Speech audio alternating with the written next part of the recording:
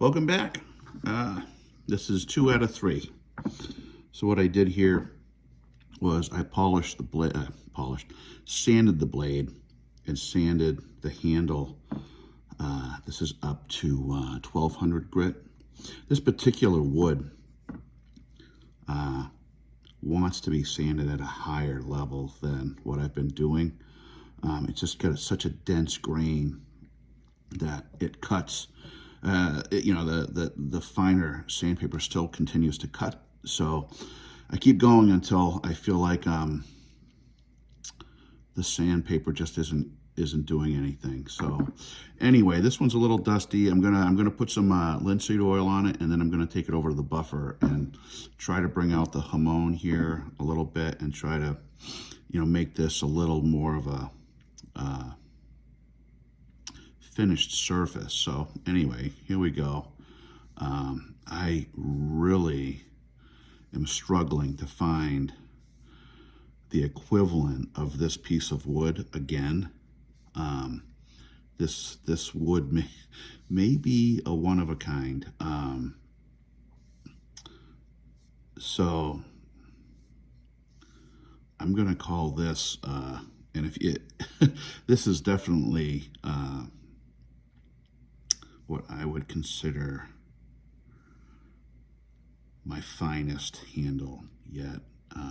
The epoxy is set real nice on that pin, and what I like is that I don't really see, one of the things I've been trying to improve upon is not creating a dishing effect here when I sand across the top. I think one of the strongest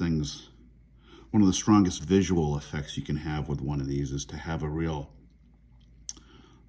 strong spine, and I just kind of consider this the line that runs from the tip to the butt of the hilt or handle. In my opinion, it should be one continuous swoop or curve. And I always struggle. This is the weak point of it right here. Where all of this meets up. This is stainless steel, and this is wood. That's stainless, and this is a less dense wood in the handle. So the sandpaper chews through all of that at different rates. So it's been a real struggle for me to figure out how to not create a dishing effect in this area right here. And I think I was able to do it this time. And I'm pleased with this because brass, I like brass because how easy it is to work with, but it scratches quite easily. And this stainless, though it's harder to work with, I think ultimately finishes better.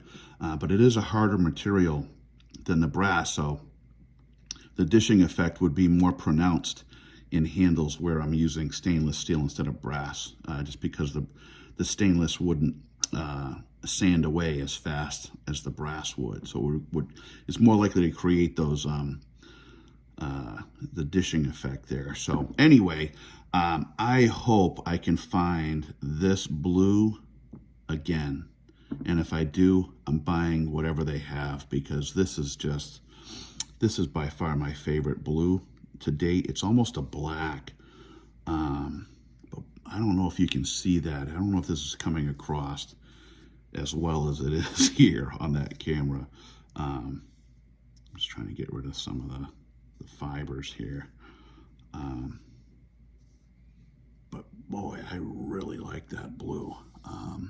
I am going to try to find this blue again, especially for the blades for the 181 infantry.